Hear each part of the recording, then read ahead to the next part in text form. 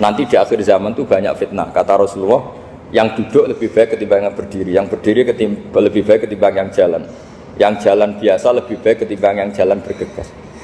Man tasyarrafa laha tastasrifu. Fitnah itu adalah siapa yang terlibat maka akan semakin parah. Assalamualaikum warahmatullahi wabarakatuh. Bismillahirrahmanirrahim. Alhamdulillahirabbil alamin wassalatu wassalamu ala asyrofil mursalin nabiyina wa habibina Muhammadin wa ala alihi washabihi wa ba'du. Saya mau membaca bab tentang faslun fi nafil ibad bi kullil bilad. Bab seharusnya seseorang memberi manfaat kapanpun dia berada, dimanapun dia berada. Jadi kapanpun dan dimanapun dia berada. Qala Allah Ta'ala wa ja'alani mubarakan aynama kuntu. Ayna fi an ibadihi aynama kunna. Di sini diterangkan an-naf'u naf'ani, naf'un fil adyan wa naf'un fil abdan. Wal barakah kasratul khairi wa ziyadatu. Fa'athna Allahu ala Isa bi kaunihi ja'alahu nafi'an lil ibadi aina makana wa haitsu kana. Jadi yang perlu saya terangkan, di antara sifat dasar orang-orang baik adalah di mana saja, kapan saja itu memberi manfaat. Termasuk tentu saat paling sulit. Jadi Nabi Isa menceritakan dirinya itu wa ja'alani mubarakan aynama kuntu. Saya ditakdir Allah berada di mana saja, memberi berkah, memberi kemanfaatan bagi orang lain. Ada beberapa cerita tentang Nabi Isa. Jadi perlu diketahui ada 3 nabi yang seperiode. Satu Ibrahim dan Nabi Lut. Ibrahim itu sama Nabi Lut itu pernah paman. Kedua Nabi Musa dan Harun. Sebetulnya yang jadi nabi itu Nabi Musa, tapi Nabi Musa karena alsak, lisannya tidak jelas, minta Nabi Harun, ya tentu minta kepada Allah supaya Nabi Harun jadikan nabi. Terus ketiga Nabi Isa dan Yahya. Yahya bin Zakaria, terus Isa ini pernah keponakan Zakaria. Kira-kira kalau di Jawa ya misanan antara Yahya dan Jawa Isa. Jadi ada 3 nabi yang seperiode. Tapi yang paling berkompeten, yang sederajat kira-kira seperti itu hanya Isa dan Yahya. Karena Nabi Lut dan Nabi Ibrahim itu beda level. Karena Lut ini pernah keponakan, jadi hubungannya kira-kira yang murid dan guru. Terus Musa dan Harun itu juga nggak level, karena Nabi Harun ini jadinya nabi itu atas permohonan Nabi Musa. Sehingga meskipun Harun itu kakaknya, tapi nggak berani bantah. Jadi Nabi Musa itu dalam cerita beliau itu alsak. Alsak itu lesannya agak kedal. Tapi ini alsak yang barokah. Jadi dulu ceritanya Musa kecil karena dia seorang nabi, beliau seorang nabi. Itu kalau melihat Fir'aun itu mantelnya bukan main. Padahal kecilnya dirawat Fir'aun. Sehingga cerita mulai kecil sudah usil. Kalau melihat Fir'aun itu ya jenggotnya dipakai mainan. Terus pokoknya nakal. Lama-lama Fir'aun curiga, dasar orang Israel. Nabi Musa ini turunan Israel. Lama-lama Fir'aun itu yakin kalau itu sengaja. Akhirnya Fir'aun mau membunuh Musa. Terus kata istrinya Fir'aun, Musa itu masih anak kecil. Jadi seperti itu ya bawaan anak kecil, bukan bawaan kebencian terhadap orang Kipti, orang Mesir. Kalau dalam bahasa kitab kuno Mesir itu Egypt al-Kipti, makanya disebut Maria al-Kiptiyah. Kalau orang sekarang bilang Egypt itu bahasa kunonya Mesir itu al-Kiptiyah. Nah, memang secara bahasa Arab Mesir itu gak mungkin, bahasa Arabnya Mesir itu gak mungkin, karena Misro itu maknanya kota. Jadi kalau kamu bilang kamu kemana, ke Misro, ke kota, lah ya kota mana, ya kota Mesir, itu bisa debat kusir. Jadi ya kayak kita lah, kita sekolah di mana, di madrasah. Madrasah terjemahnya apa? Sekolah. Nah, kemudian oleh istrinya Fir'aun ya gini saja, buktikan kalau Musa itu masih anak kecil. Masyhur itu dalam cerita, dikasih bara api sama apel. Sebenarnya Musa kecil ini sudah pinter mau milih apel. Sama malaikat Jibril diarahkan tangannya itu ngambil apa? bara api terus dikunyah. Itu yang menyebabkan lisannya Musa itu alsak, agak pelak. Nah ketika jadi Rasul itu akan repot karena nanti harus pakai penerjemah. Jadi seorang Rasul tapi lisannya tidak apa? Cakap. Akhirnya Nabi Musa realistis ngendikan ketika diutus, wa akhi Harun wa afsahu minni lisanan fa arsilhu ma'yarid ayyusaddiquni inni akhafu ayyukadzibun. Ya Allah, saudara saya Harun itu lisannya lebih fasih. Tolong jadikan dia Rasul sebagai penguat saya. Akhirnya Allah mengabulkan doanya Nabi Musa, kemudian Harun dijadikan sebagai apa? Rasul. Sehingga meskipun satu angkatan, Harun dan Musa ini enggak level. Artinya enggak level itu ya Harun yang takut Musa. Terus ketiga ini Nabi Yahya dan Nabi Isa. Ini umurnya ya seangkatan, kecerdasannya, jadi nabinya sama-sama mulai kecil. Kita tahu Nabi Yahya termasuk yang diberi khitab Allah, ya Yahya khudil kitaba biquwwah wa atainahul hukma sobiyya. Yahya berpeganglah kitab secara kuat dan dia saya kasih kenabian ketika kecil. Sama dengan Nabi Isa yang disebut wa yukallimun nasa fil mahdi wa kahla. Sehingga karena selevel, dua nabi ini menjadi figur besar dalam manhaj, dalam metode dakwah. Dua karena masih misanan tadi, kalau Jawa kira-kira mirip misanan. Dua nabi ini kalau memilih satu kampung, itu kalau Nabi Yahya itu milih kalau singgah di satu kampung, Nabi Yahya mesti tanya, orang sini yang paling soleh siapa, yang paling baik siapa. Ya terus singgah atau nginap di rumahnya orang baik tadi. Tapi kalau Nabi Isa enggak, orang sini yang nakal siapa, yang paling beling siapa. Terus Nabi Isa singgah di situ. Akhirnya ada pertanyaan dari Nabi Yahya, lima tanzilu ala syirarin nas. Kenapa kamu selalu singgah di orang-orang nakal? Syiror itu orang-orang nakal. Masyhur itu Nabi Isa menjawab, ana tabibun udawil mardo. Di mana-mana Nabi itu ibarat seorang dokter, kerjaannya tentu menyembuhkan orang-orang yang apa? Sakit. Jadi dua nabi ini sering berdebat, tentu debat yang baik, dan itu menjadi cara Jawa itu punjeri ilmu. Jadi manhaj ilmu besar antara Yahya dan Isa.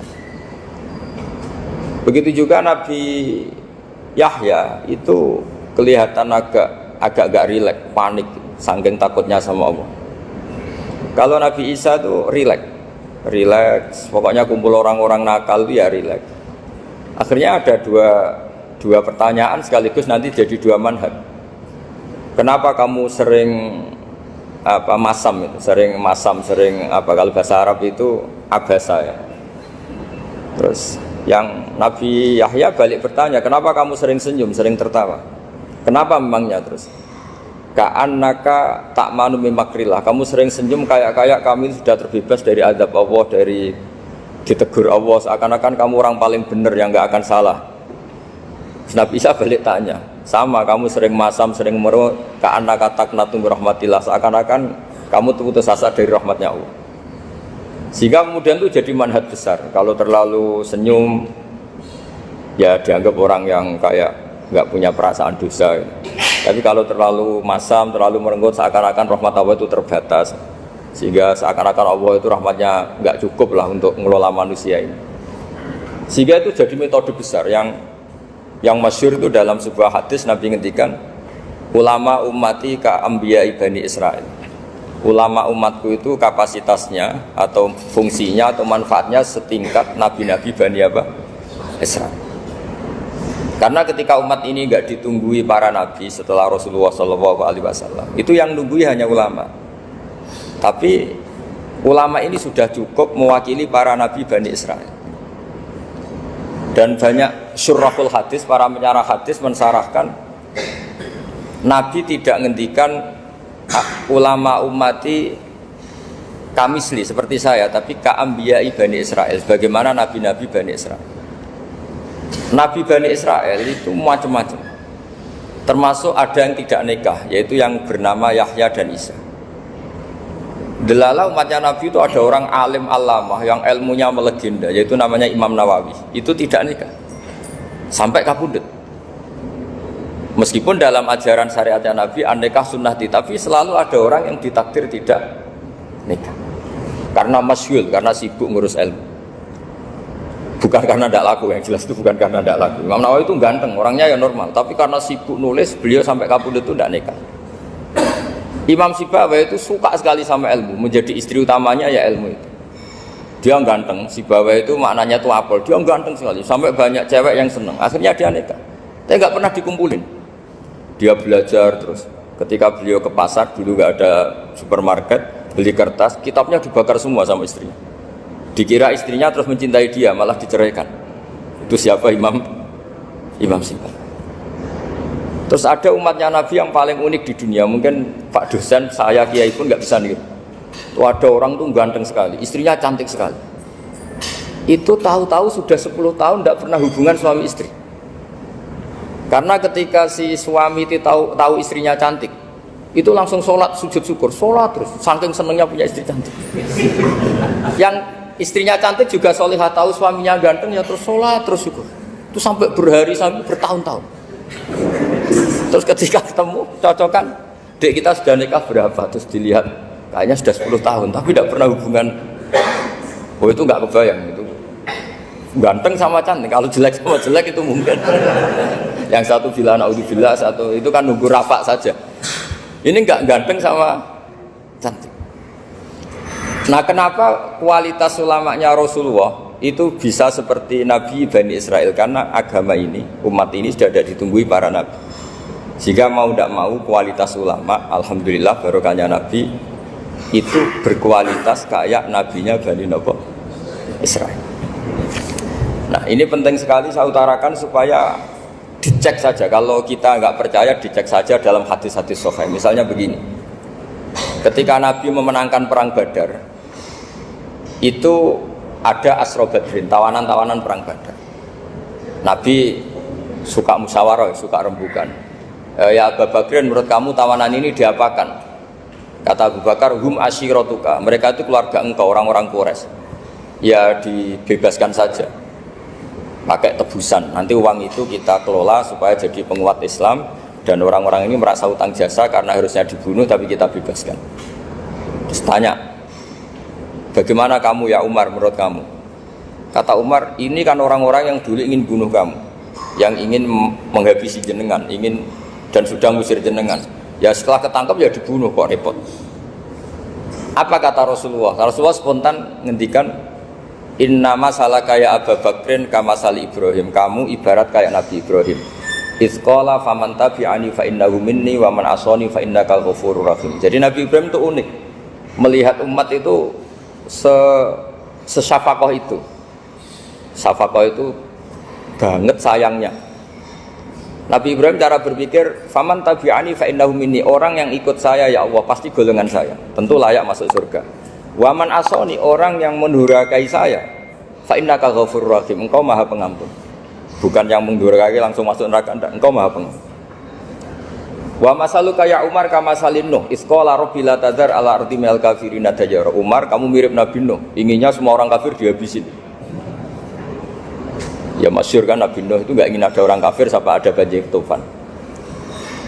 Nah kalau sampean tanya bedanya apa dengan garis keras sekarang? Bedanya ya beda sekali. Kalau Nabi Nuh benci sama orang kafir itu diserahkan yang punya, sehingga yang punya yaitu Allah yang menghukum dengan banjir bandang. Tapi kalau kita kan kadang kita bertindak sendiri, jadi potensi disalahkan. Yang jelas dalam hadis-hadis sahih, Nabi Nuh itu tidak bisa mensyafaati karena itu. Ketika diminta, ini hadis sahih, bukan ada di Bukhari, ada di Muslim. Karena biasanya kalau di kota itu ditanya, ini sahih enggak? Untungnya yang tanya kadang enggak paham, ini alhamdulillahnya. Jadi wah repot. Nabi Nuh itu diantara sebabnya enggak bisa mensyafaati adalah pernah corong Jawa maksudno kaume. Kalau dalam bahasa Arab itu da'a li Zaidin berarti mendoakan positif, kalau da'a la Zaidin mendoakan negatif. Kalau orang Jawa itu ada doa, ada pasot. Nabi Nuh adalah orang yang pernah maksudkan kaumnya. Nah, saya cerita sedikit tentang Nabi Nuh dan Nabi Ibrahim.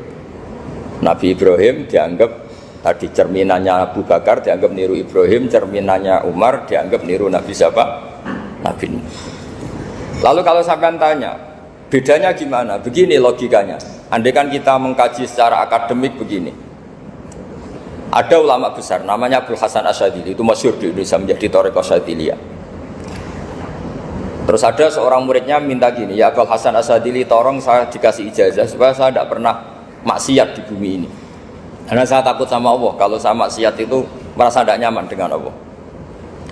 Abdul Hasan Asyadzili ini malah marah besar. Atuhibbu alla tadhharu maghfiratu. Kalau kamu tidak pernah maksiat, berarti kamu suka maghfirahnya Allah Ta'ala itu tidak kelihatan, karena nggak ada yang maksiat. Tapi bukan dukung kamu yang tidak ada, ini cerita ilmiah. Tapi kalau Said Abdul Al-Haddad itu kebalikannya. Ada orang fasik itu hidup berkeliaran, mengganggu masyarakat, ganggu ketertiban agama. Ada kiai atau siapa gitu mendoakan supaya tobat atau dikasih panjang umur supaya nanti bisa tobat. Itu beliau Said Abdul Al-Haddad marah besar. Man da'a li fasikin bil baqa faqad ahabba ayyusawahu fi ardi. Orang yang mendoakan orang fasik hidup berarti dia suka Allah dimaksiati di buminya. Jadi akhirnya jadi kutub besar, yang satu Syadziliyah, yang satu Haddadiyah. Kenapa ya? Karena tadi yang satu cerminan Nabi Isa, yang satu cerminan Nabi Yahya. Sebagaimana sabda Rasulullah tadi, ulama ummati ka anbiya'i bani Israil. Juga masyhur dalam aplikasi pengajaran juga gitu. Masyhur sekali dalam kitab-kitab diceritakan. Kalau Said Abdul Al-Haddad, kalau ada orang sowan itu, kamu ngaji sama siapa? Sama si A. Pernah nangis gak pas ngajar? Gak pernah.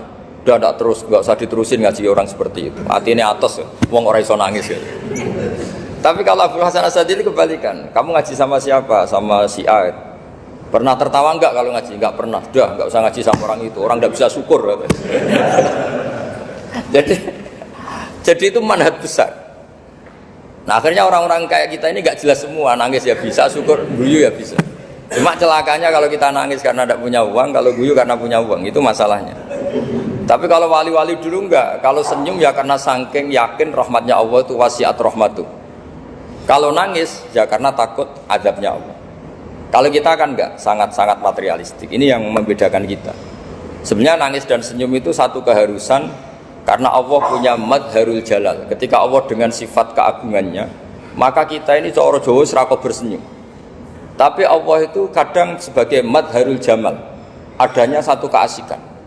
Sehingga yang merengut itu yang salah. Makanya dalam ilmu tasawuf, kutub wali itu hanya dua. Allah dengan madharul jalal, dengan Allah yang madharul jamal. Contoh madharul jalal misalnya gini. Ketika Nabi Musa ingin melihat Allah, saking kangennya ingin melihat Allah, Rabbi arini anzur ilaik, ya Allah saya beri hak untuk melihat engkau.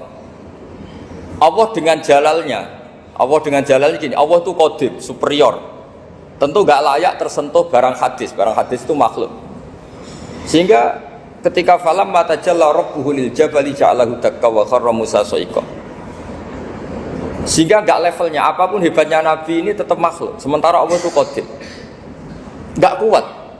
Makhluk yang fana ini, yang profan ini enggak kuat. Enggak kuat menampung zat yang qadim, yang superior, sehingga gunung pun hancur. Nabi Musa pingsan. Tapi ketika Allah dengan madharul jamal itu Allah dengan keindahannya, dengan kasih sayangnya, memberi hak makhluknya untuk melihat. Nah, di sini ini Allah sering ngendikan wujuhu yauma idzin nadhirah ila rabbiha nadhirah. Nanti ada wajah-wajah yang di surga itu melihat saya, kata Allah. Tapi apakah betul melihat kayak saya melihat dosen, melihat Pak Rektor, melihat teman-teman? Itu tidak bisa. Karena Allah itu qadim, sehingga meskipun manusia ahlul jannah melihat Allah, tetap Allah ngendikan la tudrikuhul absar wa huwa yudrikul absar. Karena Allah dibalik jamalnya ya punya jalal, dibalik jalalnya juga punya jamal. Sehingga selalu di Quran itu diulang beberapa kali supaya proporsional. Nah, kenapa ahli sunnah tetap berkeyakinan Allah bisa dilihat? Logikanya begini, fa inna kulla maujudin yasihu ayyura. Allah itu zat sing nyata-nyata wujud dan punya eksistensi. Di mana-mana sesuatu yang wujud itu layak untuk bisa dilihat. Lalu pertanyaannya gini, kenapa kita tidak bisa melihat sekarang kok nunggu di akhirat? Karena mata kita sekarang itu profan, fana. Sementara kita setelah di surga, tubuh kita didesain abadi. Ya saya ulang lagi ya, setelah kita di surga, semua fisik kita ini didesain abadi. Tentu karena desainnya sudah abadi, layak melihat zat yang abadi. Tapi pertanyaannya, kenapa tidak bisa ikhatoh, tidak bisa melihat sampai faham, la tudrikul absar? Karena abadi kita itu diabadikan. Sebagaimana surga abadinya diabadikan, neraka diabadikan. Sementara Allah abadi dengan dirinya sendiri, yaitu Al-Qayyum, atau dalam bahasa ngajinya qiyamuhu binafsi. Nah lalu makanya Mu'tazilah itu menentang betul kalau orang di surga bisa melihat Allah. Cara berpikir Mu'tazilah, melihat itu artinya yang dilihat ada arahnya, sementara Allah terbebas dari arah. Tapi kata ahli sunnah cara berpikir tidak seperti itu. Melihat itu pokoknya tahu. Nah, tahu karena mata itu karena kita ditakdir tahu itu karena mata. Sebetulnya yang menjadikan tahu itu tidak mata. Ya kalau tahu ya tahu saja, bukan harus pakai mata. Itu cara berpikir ahli sunnah wal jamaah. Jadi sabri ya bocoran. Kenapa madzhab ahli sunnah itu yang dipilih oleh banyak mayoritas di dunia, jumhur itu. Ahli sunnah itu dianggap pikirannya lebih orisinal. Misalnya ahli sunnah kalau ditanya, kenapa kamu melihat? Ya melihat saja. Kenapa kamu mendengar? Ya mendengar saja. Kesannya itu tidak rasional, kayak orang yang nggak pinter itu. Tapi sebetulnya itu yang benar. Jadi cara berpikir ahli sunnah itu melihat itu menjadi tahu. Menjadi tahu itu bisa karena mendengar, bisa karena melihat, bisa karena dikasih tahu, bisa karena bersentuhan. Sebab itu di Quran itu ada ayat ala ya'lamu man khalaqa, bukankah zat yang menciptakan itu menjadi tahu. Sehingga kenapa Allah itu selalu tahu? Karena Allah yang menciptakan. Kalau kamu tahu karena mata, sekali itu jauh maka kamu tidak melihat. Atau kamu sekarang buta, kamu tidak melihat. Atau tertutupi barang itu maka kamu tidak melihat. Tapi kalau kamu tahu karena kamu menciptakan, maka akan melihat terus. Misalnya saya ini tukang batu. Saya ingat betul ketika saya bangun Monas, itu pulpen saya tak tanam di dalam Monas. Saya ingat betul kalau pulpen saya warnanya putih, tak tanam di Monas 2 meter dari pondasi. Setelah saya pulang ke Jogja ditanya, di dalam Monas ada apa? Ada pulpen, posisinya 2 meter dari pondasi. Kenapa saya tahu? Karena saya yang menciptakan. Nah, karena menciptakan ini sehingga tahu saya akan terus menerus. Tapi kalau tahu karena mata, sekali barang itu tertutupi, nggak tahu. Misalnya saya tahu jenengan karena dekat sekali jenengan kemana-mana saya sudah tidak tahu. Tapi kalau saya menaruh sesuatu di tubuh Anda, sehingga kamu kemana-mana tetap tahu bahwa barang itu ada di tubuh Anda. Nanti kalau ada yang protes, tapi bisa saja Gus barang itu dicuri orang kemudian Anda tidak tahu. Yang menjadi tidak tahu karena saya sudah tidak menciptakan suasana itu. Selagi saya yang menciptakan, maka akan tahu terus. Nah, tapi karena Allah ini menciptakan semua yang ada di bumi, maka Allah tahu terus. Jika Allah tahu cara bikin kuman, terus tahu bahwa manusia itu punya kuman, kumannya punya organ, organnya juga punya kuman. Terus gak kebayang.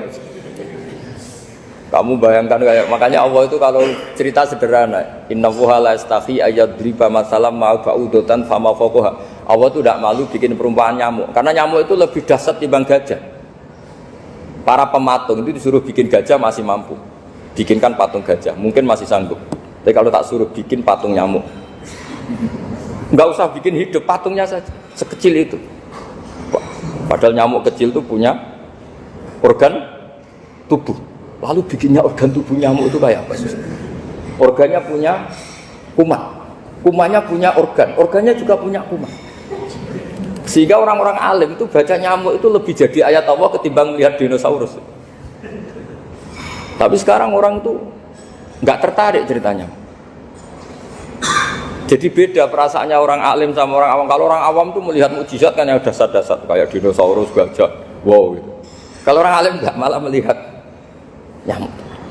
Nah, kealiman seperti itu terjaga di umatnya Muhammad, di umatnya Rasulullah Muhammad SAW. Karena ketika umat ini nggak ditunggui para nabi, itu Allah menjamin Muhammad, ulama umatmu nanti punya kemampuan seperti nabi. Tentu tidak dalam keutamaan ya, keutamaan tentu nggak sekelas sama nabi. Kenapa itu terjadi? Karena tadi para nabi ini mewakili sekian karakter. Kalau kita sangat mencintai Indonesia, maka kita akan tegas siapapun yang ingin menghancurkan Indonesia. Itu kira-kira cerminan Nabi Nuh.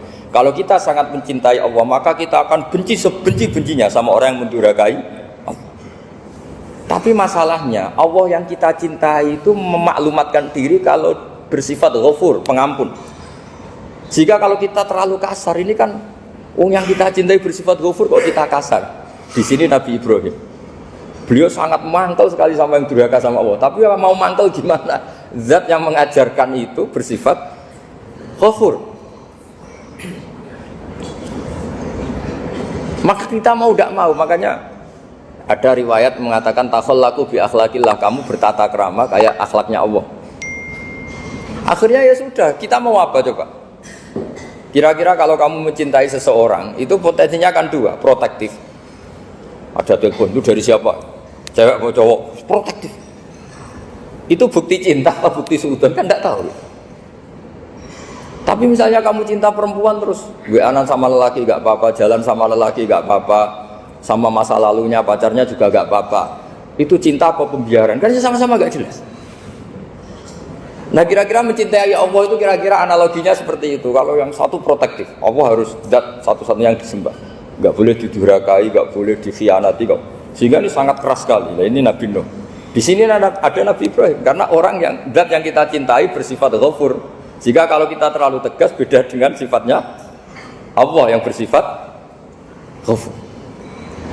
Nah umatnya Nabi seperti itu mulai dulu. Ada yang moderat, ada yang keras, ada yang setengah keras, setengah moderat. Ada yang ngambil sikap, oh udah mangan turu, ngenteni mati. Nah, itu lebih baik itu timbang punya istihad tapi gak jelas, mendingan. Itu ada riwayatnya. Suatu saat ibadah akhir umatku terbaik adalah tidur. Maksudnya tidur itu gak ngambil sikap, masyhur itu. Saya beri riwayat yang ada di Bukhari Muslim. Satakunu fitanun al-qa'id fiha khairun nal-qa'im wal-qa'im fiha khairun nal-masi wal-masi fiha khairun nas-sa'i. Nanti di akhir zaman itu banyak fitnah, kata Rasulullah. Yang duduk lebih baik ketimbang yang berdiri, yang berdiri lebih baik ketimbang yang jalan biasa lebih baik ketimbang yang jalan bergegas. Man tasyarrafa laha tastasrifu. Fitnah itu adalah siapa yang terlibat maka akan semakin parah. Sehingga semenjak itu ulama berpikir nanti di akhir zaman kalau ada fitnah itu sebaiknya orang ngambil sikap sepasif-pasifnya, secuek-cueknya. Jadi semua syurahul hadis sepakat makna hadis ini apa? Orang disuruh sikap secuek-cuek. Misalnya pilihan presiden, contoh kecil pilihan presiden. Mungkin para intelektual nggak merasa, tapi kalau ulama itu cara berpikir beda. Pilihan presiden, kamu fanatik milih A, yang satu fanatik milih B. Ya presiden atau bupati atau gubernur. Terus yang satu bilang gini, wah kalau nggak di presideni A, nggak di bupati A, nggak di gubernuri A, negara ini rusak. Mungkin betul dari segi jejak rekamnya A ini bagus. Tapi pertanyaannya secara tauhid, bagaimana Anda menggantungkan kesejahteraan sama makhluk? Kamu nggak pernah terusik begitu kan para intelektual? Itu kan melukai. Bagaimana mungkin Anda menggantungkan kesejahteraan dengan seorang makhluk? Wah kalau di presiden A pasti Indonesia makmur, kalau bupati A pasti Sleman makmur, pasti Bantul makmur. Nah bagaimana mungkin makhluk yang sedang soleh kamu pastikan selalu soleh? Wong dia makhluk bisa berubah. Sementara yang B misalnya fasik, wah kalau dipimpin B pasti rusak negara. Bagaimana kamu pastikan B yang fasik selalu fasik? Biar saja dia husnul khotimah. Yang fasik pas mimpin jadi soleh, yang soleh pas mimpin jadi fasik. Akhirnya ulama karena tahu sifat manusia itu rubah-rubah dan kendali di tangan Allah, sikapnya nggak jelas. Saya ini termasuk orang yang terkenal nggak jelas. Karena kalau ditanya, Gus sampean pilih presiden mana, bakti mana? Sanut pangeran sing dadi aku loyal. Wah, anut pangeran yo kacau. Wah, luwih kacau menan anut pangeran kata saya. Ini kan sudah tidak sambung karena pikirannya ulama memang nggak beda, cara berpikir ulama itu beda. Bahkan bapak saya itu kalau didik saya itu begini. Kalau meseli saya atau ngirim saya dulu itu kan pakai mesel. Ha ini uang kamu 500.000 untuk kamu. Mesti ditambahi 100.000. Ini tuh buat jajan sama teman-teman. Mesti ada uang pokok, ada uang sodako. Dulu saya sering tanya, kenapa bapak sangat menghormati teman-teman saya? Kata bapak, Kowe mondok iku aku ora iso nyukupi, sing iso nyukupi ya kanca-kanca. Ternyata betul, rata-rata anak kuliah atau anak mondok uang pribadinya kan 8 hari dari dikirim sudah habis. Berarti kan masih 22 hari kok bisa hidup, itu kan barokahnya teman-teman. Malah yang agak beling itu 1 hari sudah habis, berarti ada 29 yang bergantung sana sini. Sehingga Nabi dulu cara ngendikan itu unik. Kata Nabi, da'un nasa yarzuqu wahu ba'duhum ba'duh. Manusa barnawa, engko saling memberi rezeki. Ketika ada collab, Medina itu pernah collab, terus sekarang pernah defisit. Beberapa pakar ekonomi datang ke Rasulullah, ya Rasulullah, sa'ir, tolong dikasih harga standar. Tapi apa jawabannya Nabi? La tusairu fa inna Allaha huwal musair. Kamu jangan kasih harga, Allah sendiri yang menentukan harga itu. Terus kata Nabi, kenapa engkau begitu ya Rasulullah? Ini negara harus ditentukan harga karena gini-gini. Kata Nabi, saya tidak ingin ketemu Allah dalam keadaan dolim. Tapi ini tentu di teori ilmu modern ini masalah. Tapi menurut orang modern. Tapi kalau menurut ilmu hakikat itu nggak akan masalah. Misalnya, kenapa Nabi tidak menentukan harga dalam keadaan negara seperti itu? Jawabannya pakar-pakar hakikat. Ya saya ulang lagi pakar-pakar hakikat. Begini, misalnya ada orang menimbun supaya nanti harganya mahal. Terus ditimbun terus sampai nunggu harganya mahal. Lama-lama dia sadar kalau timbunannya nggak ada gunanya karena ternyata orang nggak beli. Nah, ketika orang tidak punya kemampuan beli, yang menimbun juga tidak punya uang. Nah, tapi kalau sampean tanya, tapi Gus nak tuku barang pokok kan kita mati karena kehabisan stok. Itu masalah tauhid Anda.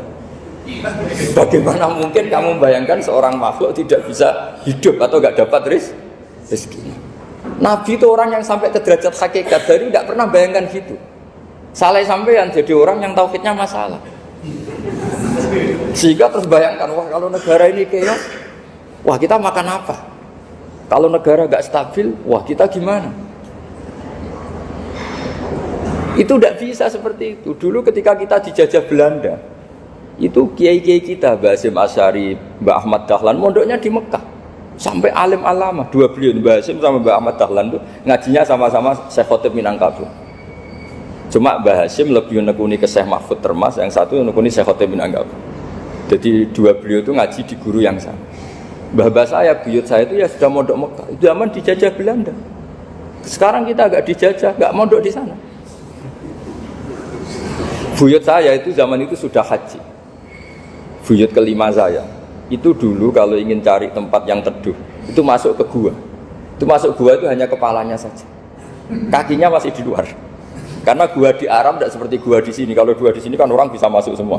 Kalau gua Arab kan hanya celah-celah batu-batu besar. Sehingga ketika Rasulullah hijrah ke Madinah, singgah di Gua Sur, kata Abu Bakar gimana? Andai kan yang ada orang kafir di depan gua, kata Abu Bakar gimana? Andai kan mereka melihat kakinya, pasti melihat kita. Karena gua di sana itu satu tubuh tidak bisa masuk penuh. Kalau gua di sini kan ada yang mobil saja bisa masuk. Nah itu bahasa saya kalau mau istirahat itu masuk gua, separuh badan di dalam gua, separuhnya masih di luar. Nah sekarang terus kita bilang, wah kalau kita negara tidak stabil, kita haji kemana? Dulu zaman dijajah Belanda kita bisa haji. Soal kebahagiaan, nenek moyang pulau jenengan tuh anaknya banyak. Dijajah Belanda, jajah Jepang, ya nyatanya anaknya banyak-banyak. Itu kira-kira bahagia apa enggak? Nah, artinya gini, ya tentu kita tidak ingin dijajah itu tentu ya. Tapi kita ini selalu latah.